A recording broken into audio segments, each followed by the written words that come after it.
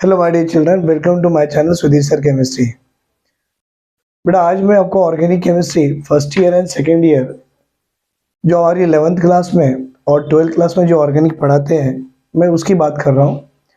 और ये जो मैं कोर्स शुरू कर रहा हूँ आज, that is only for the 11th and 12th chemistry के लिए, जो आपको कॉम्पिटिटिव एग्जाम नीट में, आईआईटी मेंस में दोनों में काम आएगा। और मैं मैक्सिमम यहाँ से बेसिक से लेके जाऊँगा आपको, कि बेसिक्स इसलिए ले जाऊँगा कि एटलीस्ट आपको मालूम पड़े कि what we have to learn here, what we have to remember, मतलब क्या चीज़ हमें पढ़ना है, क्या चीज़ हमें याद रखना है, और एग्जाम पॉइंट ऑफ व्यू से उसके अप्लीकेशंस कैसे करने हैं। मैंने देखा बहुत से बच्चों को ऑर्गेनिक केमिस्ट्री में बहुत डर रहता है कि ऑर्गेनिक केमिस्ट्री के रिएक्शंस कैसे याद करना, कंपाउंड के नाम्स कैसे याद करना, कभी आइसोमेरिज्म का टॉपिक आ जाए तो आइसोमेरिज्म के टॉपिक को कैसे बोलना है, या उसको कैसे समझना है कि ये स्ट्रक्चरल में आता है या स्टीरियो में आता है, ऑप्टिकली एक्टिव है कि इनएक्टिव है। किसी रिएक्शन की मैकेनिज्म दे दें, उस रिएक्शन की मैकेनिज्म कराने के लिए फिर हमको देखना पड़ता है कि उस रिएक्शन के मैकेनिज्म में प्रोडक्ट कौन सा स्टेबल होगा, कौन सा अनस्टेबल है, कौन सा मेजर आएगा। ये सारी चीज़ें मैं आपको एक छोटे से एग्जाम्पल्स में करा दूंगा। ये जो मैं ऑर्गेनिक पढ़ाने वाला हूँ, ये स्टेप वाइज की ऑर्गेनिक स्टेप वाइज होगी। Step wise in the sense, जिसको हम बोलते हैं कि पहले कुछ बेस पढ़ेंगे, बेसिक फाउंडेशंस करेंगे, और बेसिक फाउंडेशन करने के बाद उसका एप्लीकेशन कैसे होगा वो करेंगे। तो मेरा जो चैप्टर शुरू करने वाला बेटा, ये हमारे ऑर्गेनिक केमिस्ट्री का सबसे पहला पार्ट है, that will be called as a general organic chemistry. ये है जनरल ऑर्गेनिक केमिस्ट्री।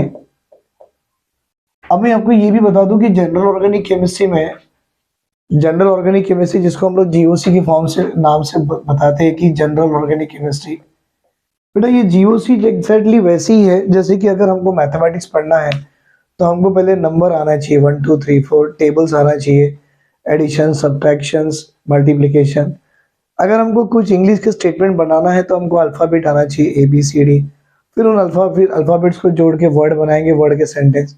हमारी ऑर्गेनिक केमिस्ट्री भी यही है, हम भी ABCD पढ़ रहे हैं, जिसको हम जीओसी बोल रहे हैं।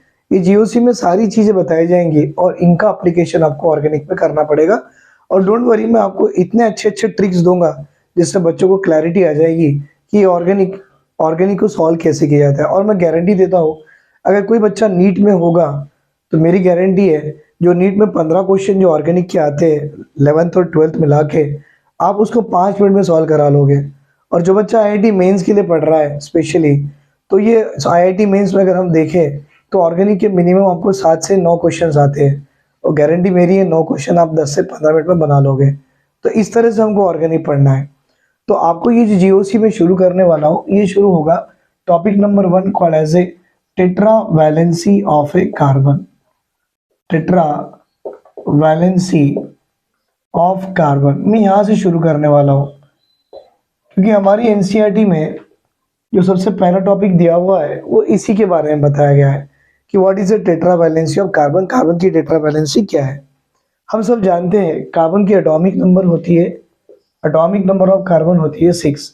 अगर हम इसकी ग्राउंड स्टेट कॉन्फ़िगरेशन लिखे, अगर हम इसकी ग्राउंड स्टेट इलेक्ट्रॉनिक कॉन्फ़िगरेशन लिखे तो हम कैसे लिखते हैं, 1s2 लिखते हैं, 2s2 लिखते हैं और 2p2 लिखते हैं। आप देखिए बेटा, ये वैलेंस शेल है, 2s और 2p वैलेंस शेल।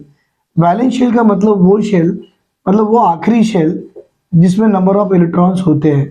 और आप देखो यहाँ पर 4 इलेक्ट्रॉन्स हैं। बेटा ये 4 इलेक्ट्रॉन होने के बावजूद भी यहाँ पर नंबर ऑफ जो अनपेड इलेक्ट्रॉन्स है वो सिर्फ 2 है। और इसी तरह से हम कार्बन का एक्साइटेड स्टेट लिखेंगे, and it will be called as a first excited state of the carbon. अब इसकी कॉन्फ़िगरेशन आप देख सकते हो, 1s2, 2s1 एंड 2p3। मतलब इलेक्ट्रॉन जो s ऑर्बिटल का है ये यहाँ से यहाँ एक्साइट कर गया। एक्साइट करना मतलब उड़ के चले गया। हाउ? By supplying energy. अगर आप इसे एनर्जी दोगे तो यहाँ से यहाँ एक्साइट कर जाएगा। And now you can see यहाँ पर total number of valence electron हमारे कार्बन के पास कितने हैं, 4 है। बेटा यहाँ पर ये भी देख सकते हो आप, कार्बन के पास वैकेंट डी ऑर्बिटल अवेलेबल नहीं है, और इसकी मैक्सिमम कोवेलेंसी मतलब बॉन्ड बनाने की टेंडेंसी कार्बन की 4 है। इसीलिए बोलते हैं टेट्रा वैलेंसी ऑफ कार्बन। मतलब किसी ने पूछा what is the valency of a carbon, तो आपने बोलना है कार्बन की वैलेंसी होती है 4। बच्चे लोग 6 बोलते हैं, बेटा 6 उसकी एटॉमिक नंबर होती है, लेकिन उसकी वैलेंसी आ जाती है 4। मतलब maximum bond can be form by the carbon is equal to 4। अब इसी टेट्रा वैलेंसी का कंसेप्ट पूरे ऑर्गेनिक केमिस्ट्री में यूज किया जाएगा। फॉर एग्जाम्पल मैं आपसे बचाऊं कि अगर ये बताऊंगा कि टेट्रा वैलेंसी ऑफ कार्बन कैसी होती है। अगर ये कार्बन है और हम जानते हैं कि इसकी वैलेंसी 4 है, that is a tetravalency of carbon. बेटा टेट्रा वैलेंसी मतलब कार्बन एटम के सराउंड में देखो 4 बॉन्ड आ गए, ये भी टेट्रा वैलेंसी है। हो सकता है बेटा ये कार्बन एटम है हो, इसके सराउंड में ये भी 4 बॉन्ड आ गए। और तीसरी पॉसिबिलिटी ये भी हो सकती है बेटा कार्बन के अराउंड में वैलेंसी अब भी 4 ही आएंगी, राइट, देख सकते हो आप। अब देखिए ये tetra valency of carbon, tetravalency of carbon, tetravalency of carbon. Carbon के यहाँ भी 4 बॉन्ड है, यहाँ भी 4 बॉन्ड है और यहाँ भी 4 बॉन्ड है। अब फर्क क्या होगा बेटा, यहाँ पर कार्बन के 4 सिंगल बॉन्ड आ गए, यहाँ पे कार्बन के 1 डबल बॉन्ड आ गया और यहाँ कार्बन के अराउंड में एक ट्रिपल बॉन्ड आ गया। मतलब सिंगल बॉन्ड भी है, डबल बॉन्ड भी है, ट्रिपल बॉन्ड भी है। और हम जानते हैं केमिकल बॉन्डिंग में बच्चा इतना जानता होगा कि कार्बन के सराउंडिंग में सिंगल बॉन्ड अगर 4 आ जाए तो इस कार्बन की हाइब्रिडाइजेशन sp3 होती है। कार्बन के सराउंड में एटलीस्ट एक डबल बॉन्ड आ जाए, इस कार्बन की हाइब्रिडाइजेशन sp2 होती है। और कार्बन के सराउंड में एक ट्रिपल बॉन्ड आ जाए, उसकी हाइब्रिडाइजेशन sp हो जाती है, राइट। नाउ कार्बन की टेट्रा वैलेंसी 4 है, मतलब आप देख सकते हो कार्बन के पास 4 बॉन्ड है, यहाँ भी 4 बॉन्ड है और यहाँ भी 4 बॉन्ड है, मीन्स 4 सिंगल बॉन्ड बेटा, 3 sigma bond 1 pi bond and 2 sigma bond and 2 pi bond. Hybridisation of carbon is sp3, hybridisation of carbon is sp2 and hybridisation of carbon is only sp।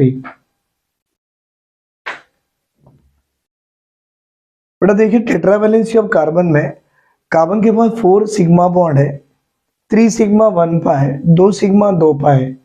जहां भी single bond आ जाए hybridisation sp3 हो जाती है, जहां double bond आ जाए hybridisation sp2 और जहां एक ट्रिपल बॉन्ड आ जाए कार्बन की हाइब्रिडेशन sp। साथ में मैं आपको और एक पॉसिबिलिटी बताता हूं, कार्बन के पास 2 सिंगल बॉन्ड अगर आगे पीछे आ जाए तो कार्बन की हाइब्रिडेशन sp हो जाती है। That means carbon double bond on this side as well as on this side. Carbon के पास डबल बॉन्ड अगर आगे पीछे आ जाए तो वो हाइब्रिडेशन बन जाती है sp। तो देखो बेटा मैं अभी आपको जस्ट बेसिक में लेके गया हूँ, अभी ज़्यादा अंदर नहीं गया, बिकॉज अगर हमें और आगे पढ़ना है तो हमें ये भी देखना है कि कार्बन की टेट्रा वैलेंसी 4 की पॉसिबिलिटीज क्या क्या है। 4 सिग्मा बॉन्ड, 3 सिग्मा 1 पाई, 2 सिग्मा 2 पाई, 2 सिग्मा 2 पाई। ये इंडिकेट करेगा sp3 हाइब्रिडाइजेशन, ये इंडिकेट करेगा sp2 हाइब्रिडाइजेशन, ये इंडिकेट करेगा sp हाइब्रिडाइजेशन और ये इंडिकेट करेगा ओनली sp हाइब्रिडाइजेशन। और इसमें आपको और एक चीज सीखना है बेटा, sp में हमसे पूछा जाता है what is the percentage of the s character. अब sp3 में s के ऑर्बिटल्स देखो कितने हैं, ओनली 1। एंड p के ऑर्बिटल्स कितने, देखो आपके पास p के ऑर्बिटल्स है 3। मतलब टोटल कितने हो गए, s इज 1, ये 1 जो है ये टोटल में कितने, s इज 1, p इज 3, मतलब टोटल आपके पास कितने हैं 4। So what is the percentage of s character, 1/4 into 100 करा लो, आप देख सकते हो 25% ऑफ s कैरेक्टर किसमें, इन sp3 hybrid orbital percentage of s character is 25%। अगर आपको फिर से और एक देखना है, चलो इसको ट्राई करेंगे। What is the hybridization, what is the percentage of s character in sp2 hybrid orbital, तो percentage of s orbital is equal to, देखो कितने s ऑर्बिटल है यहाँ पर, ओनली 1 है, that means 1 by total orbital count कीजिए कितने हैं, 1, एक s का है और 2 p के हैं, टोटल 3 हो जाते हैं। बेटा 1/3 इंटू 100 अगर आप सॉल्व करो 33.33% of s character in sp2 hybrid orbital. अब sp में देखिए what is the percentage of s character, तो सबको समझ में आ रहा, s ऑर्बिटल 1 है और टोटल ऑर्बिटल काउंट करो कितने, ओनली 2, कौन से 2, एक s का और एक p का, तो मैं लिख दूं 1/2 इंटू 100, इसको सॉल्व करो, that it become a 50% of S character. मतलब आपको इससे मिलने वाला क्या है मालूम? अगर आप बच्चों को परसेंटेज ऑफ एस कैरेक्टर निकालने आ गया तो आप इलेक्ट्रोनेगेटिविटी ऑफ द एटम बता सकते हो। मतलब जितनी ज्यादा एस परसेंटेज और एस कैरेक्टर होगी वो एटम उतना ज्यादा इलेक्ट्रोनेगेटिव होगा। बेटा ये ऑर्गेनिक का एक कंसेप्ट ही है जो आपको रिएक्शंस सॉल्व करने के लिए, रिएक्शंस के प्रोडक्ट बताने के लिए काम में आएगा। जिस कार्बन की परसेंटेज ऑफ एस कैरेक्टर ज्यादा है वो कार्बन ज्यादा इलेक्ट्रोनेगेटिव जैसे बिहेव करता है। दैट मीन्स अगर मैं आपसे पूछूं sp3, sp2 और sp कार्बन में कौन से कार्बन की इलेक्ट्रोनेगेटिविटी सबसे ज्यादा है, तो आपने बोलना सर sp कार्बन की इलेक्ट्रोनेगेटिविटी ज्यादा है। क्यों? Because in this sp hybridized carbon percentage of s character is 50%, greater the percentage of s character greater the electronegative atom। बेटा ये छोटा सा रूल्स था about the percentage of S character. Please आप इसका स्क्रीनशॉट ले लीजिए। बेटा अभी आपको ये भी बताया जाएगा जिस एटम की हाइब्रिडाइजेशन sp3 है उसकी ज्योमेट्री क्या होती है। Do you know sp3 hybridised atom की ज्योमेट्री जो होती है वो ज्योमेट्री होगी टेट्राहेड्रल। उसकी ज्योमेट्री होगी टेट्राहेड्रल। बेटा जो एटम की हाइब्रिडाइजेशन sp2 होती है उसकी ज्योमेट्री क्या होती है? उसकी ज्योमेट्री होती है trigonal planar. It will come here as a trigonal planar. और जिसकी हाइब्रिडेशन sp होती है उसकी ज्योमेट्री होती है लीनियर। राइट, जस्ट ज्योमेट्री देखिए टेट्राहेड्रल है बेटा, ये ट्राइगोनल प्लेनर है और ये लीनियर है।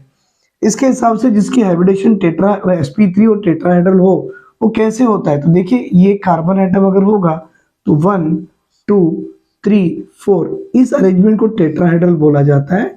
और टेट्राहेड्रल में ये जो बॉन्ड एंगल अगर आप निकालते हो तो बॉन्ड एंगल होगा उसका 109 degree 28 minutes is a bond angle for tetrahedral.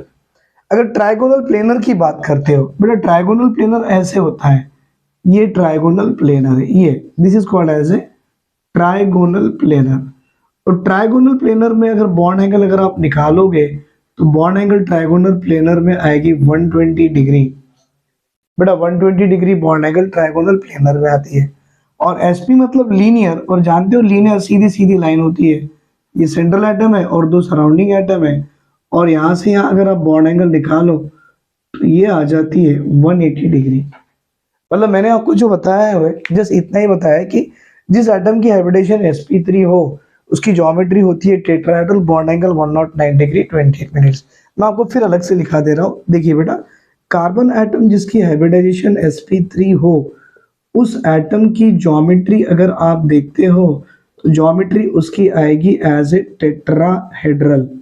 और जिसकी ज्योमेट्री टेट्राहेड्रल होती है उसकी बॉन्ड एंगल अगर आप निकालो तो बॉन्ड एंगल आएगी 109 डिग्री 28 मिनट्स।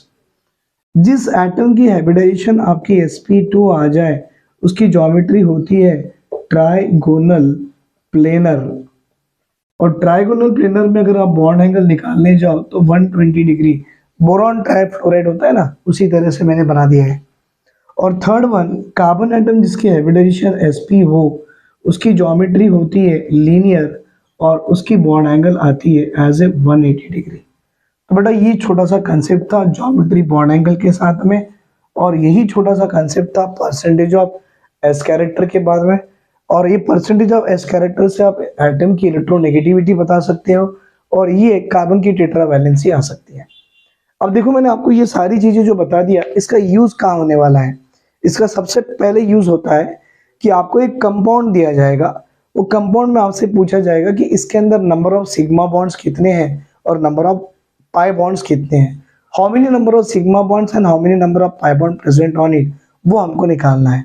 तो आप यहाँ तो स्क्रीनशॉट ले लीजिए, मैं आपको सिग्मा पाई बॉन्ड के एग्जांपल्स करा के देता हूँ।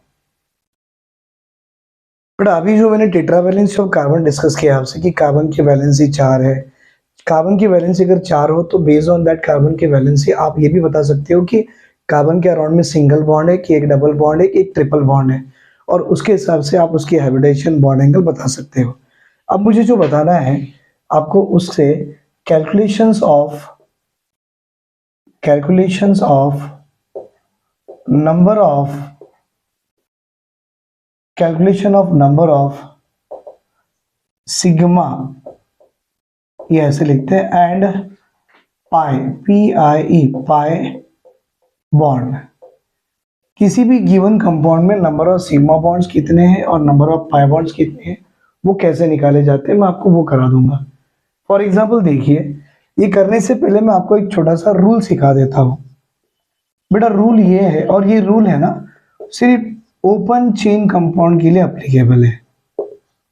ओपन चेन कंपाउंड को आप या तो नॉन साइक्लिक कंपाउंड भी बोल सकते हो, it is a non cyclic compound, मतलब रिंग वाले कंपाउंड में एप्लीकेबल नहीं है। अगर आपको साइक्लोहेक्सेन जैसा कोई रिंग दिखा या बेंजीन जैसे रिंग दिखा, यहाँ पर वो एप्लीकेबल नहीं है, only it is applicable for the open chain और ए नॉन साइक्लिक कंपाउंड। और वो रूल है कि अगर आपको सिग्मा बॉन्ड निकालना है तो जस्ट आप उसके अंदर कितने एटम है वो काउंट कीजिए और एटॉमिसिटी -1 करा लो तो आपको सिग्मा बॉन्ड आ जाएगा। एक रूल ये है। साथ साथ में छोटी सी ट्रिक भी मैं दे रहा हूं। मेरे जब भी ऑर्गेनिक के क्लासेस चलते हैं वहां पर मैं आपको ट्रिक लिखा के दूंगा। मैं आपको ऐसे ट्रिक लिखा के दूंगा, उस ट्रिक से आपको एटलीस्ट ये तो आइडिया आ जाएगा कि ऑर्गेनिक कितना आसान हो सकता है। एक छोटा सा एग्जांपल है, आपको कहीं भी कंपाउंड में ऐसा C और O दिखे, बेटा C और O मतलब ये हमारा कार्बन मोनोऑक्साइड होता है। अगर आपको कहीं C और N दिखे, अगर आपको कहीं ऐसे NH2 दिखे तो क्या करो बेटा, जब भी CO दिखे आप उसको ऐसे अरेंज करो, C डबल बॉन्ड हो, 2 फ्री बॉन्ड। Cn अगर आपको दिखे तो C लिख दो और ऐसे ट्रिपल बॉन्ड N करा लो। NH2 दिखे आपको तो एक फ्री बॉन्ड जोड़ दो और N के आजू बाजू में 2 हाइड्रोजन ऐसे लगा दो, राइट। देखिए और एक बार CO है, that is carbon double bond O, और आपको मैंने अभी भी पढ़ाया था कि कार्बन की वैलेंसी कितनी होती है 4। तो देखो बेटा कार्बन के सराउंड में 4 बॉन्ड आ गए, कैसे 1 then 2 then 3 and 4। अब यहाँ साइनाइड में देखो Cn है, कार्बन के सराउंड में 4 बॉन्ड आ ही गए, देख लीजिए ये 1 2 3 and 4।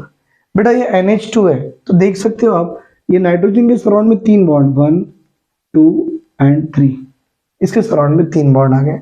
सो CO अगर हो तो कार्बन के सराउंड में 4 बॉन्ड, Cn अगर हो तो कार्बन के सराउंड में 4 बॉन्ड, और NH2 हो तो नाइट्रोजन की वैलेंसी 3 होती है तो नाइट्रोजन के सराउंड में 3 बॉन्ड।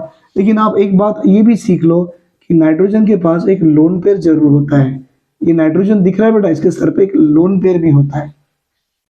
ये ट्रिक है। अब मैं आपको कुछ एग्जांपल्स दूंगा, आप वो एग्जांपल से उसकी एटॉमिसिटीज और सिग्मा बॉन्ड पाई बॉन्ड बना सकते हो।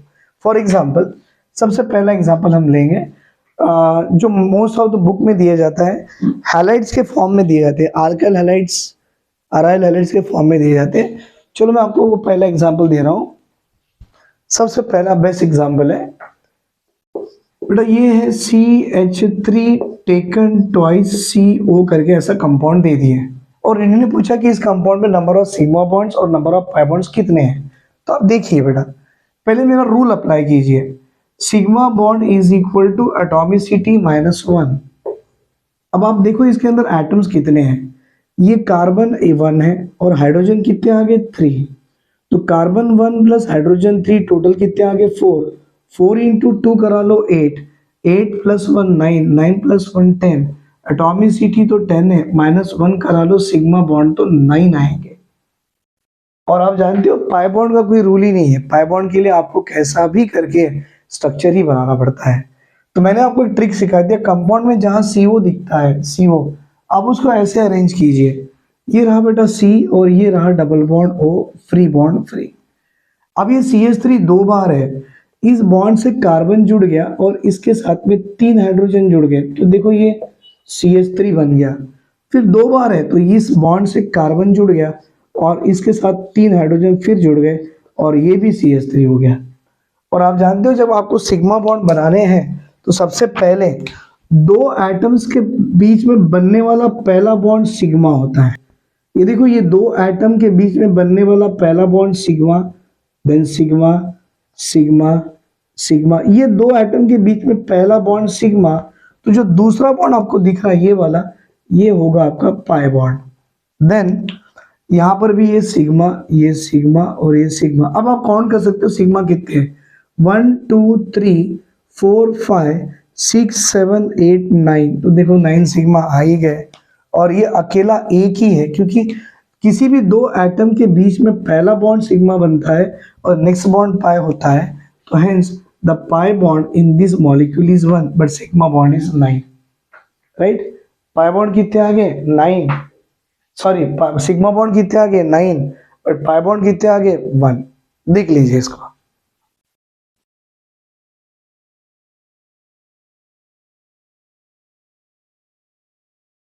मैं सेकंड एग्जांपल देने जा रहा हूं बेटा। सेकंड एग्जांपल इस HCl वाला, हाइड्रोजन साइनाइड वाला।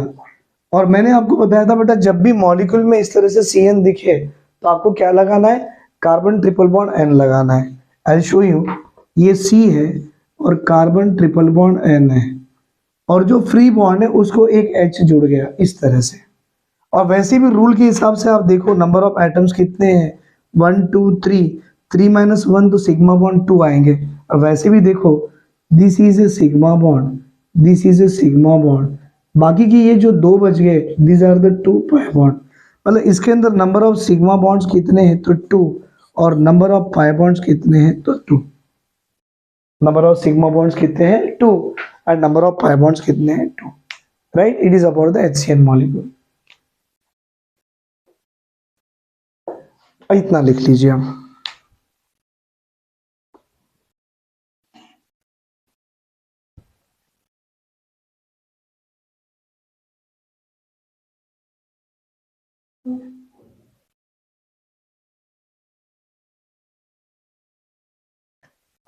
थर्ड वन देखिए बेटा, थर्ड वन इज HCONH2, और फोर्थ वन है CH2O। अब इसको कैसे लिखेंगे, आप देखिए जहां भी CO दिखता है तो मैंने आपको बताया था आपने कार्बन डबल बॉन्ड O ला के दो फ्री बॉन्ड करा लो, ये वाले फ्री बॉन्ड के साथ H को जोड़ दो, और ये वाले फ्री बॉन्ड के साथ NH2 का N और ये दो हाइड्रोजन जोड़ दो। और वैसे भी मेरे रूल के हिसाब से आप सिग्मा बॉन्ड बता सकते हो।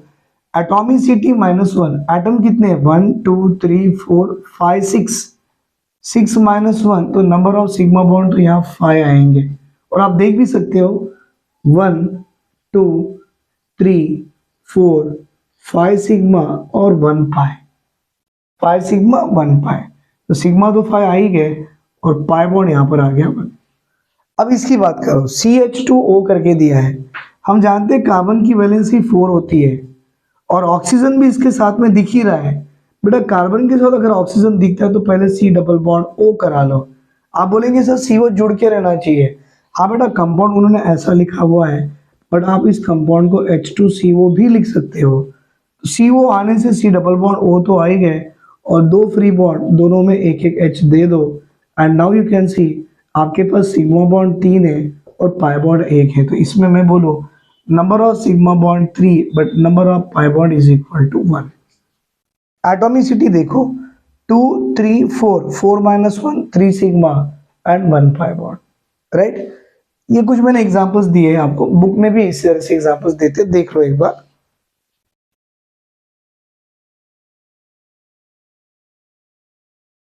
एग्जांपल नंबर 5 देखिए। अब मैं आपको दे रहा हूं एग्जांपल नंबर 5, CH3F। कार्बन की वैलेंसी 4 है तो 1 2 3 4, एक फ्लोरीन यहाँ जुड़ गया, बाकी के 3 हाइड्रोजन यहाँ जुड़ गए। एंड नाउ 1 2 3 4, सिग्मा बॉन्ड तो यहाँ 4 है बट पाई बॉन्ड एक भी नहीं है, does not have any pi bond present on it.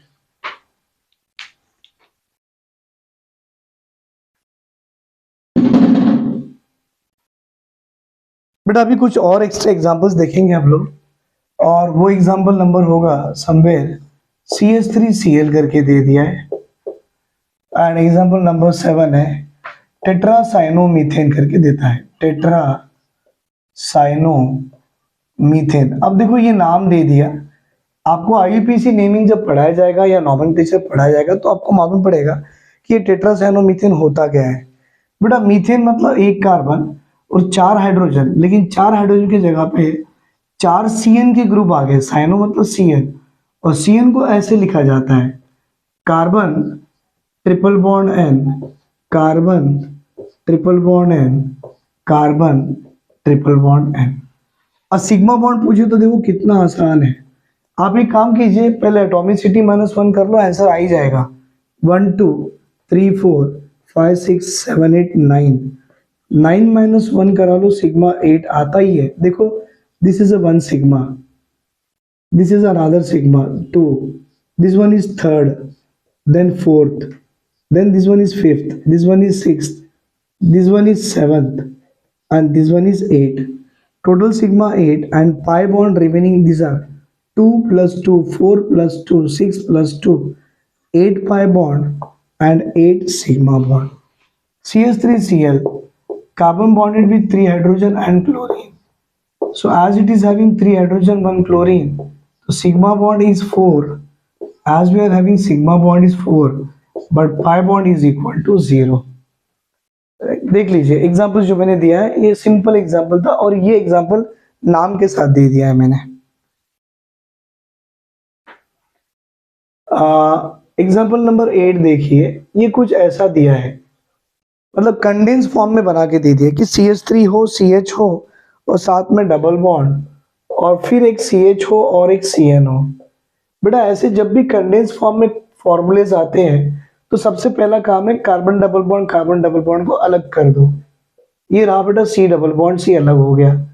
एक हाइड्रोजन दोनों को वो भी अलग कर दो।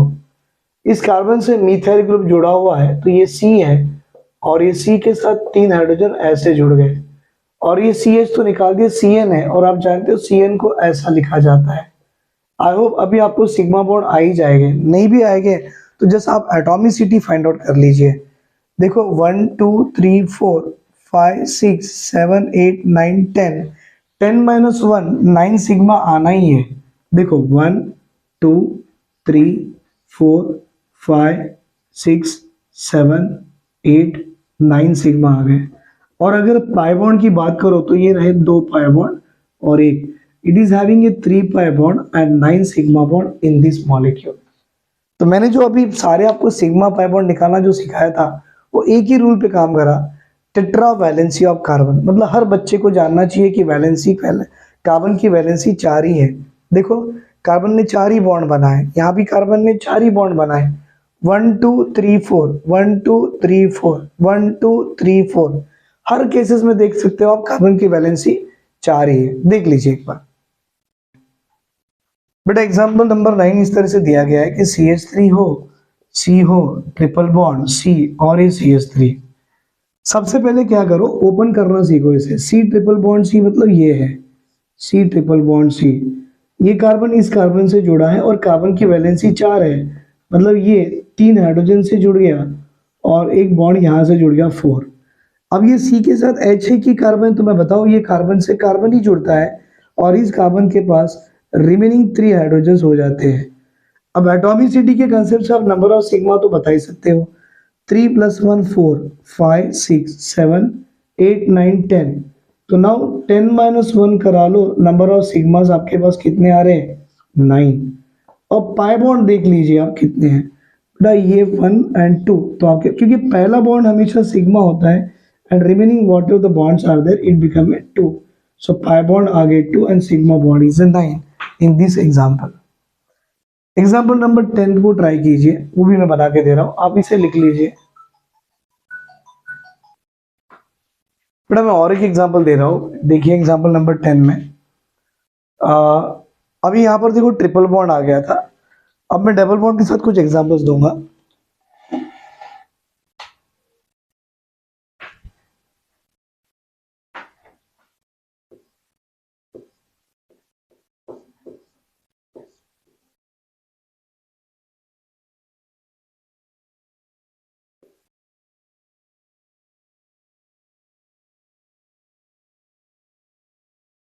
अब देखो ये छोटा सा एग्जाम्पल है, अब इसमें सिग्मा बॉन्ड आसान निकालना कितना आसान है। क्योंकि पहले एटॉमिसिटी काउंट कर लीजिए, अभी स्ट्रक्चर बनाने की जरूरत नहीं, एटॉमिसिटी काउंट कर लीजिए। 1 2 3 4 5 6 7 8 9 10 11, सिग्मा तो 11 हो गए, -1 करा लो तो 10 सिग्मास आते हैं।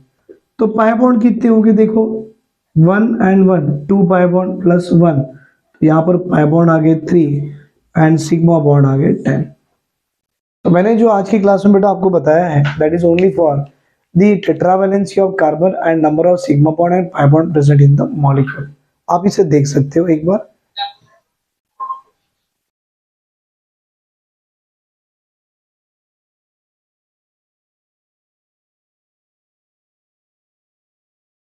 तो बेटा ये आज की हमारी क्लास थी। It is only the based on the tetravalency of carbon, और टेट्रावैलेंसी ऑफ कार्बन के हेल्प से हम कैसे number of sigma and pi bond निकाल सकते हैं।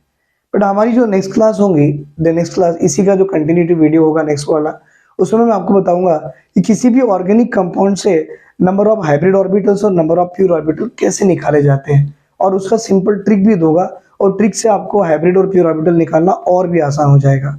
Right, thank you very much, have a great day, take care.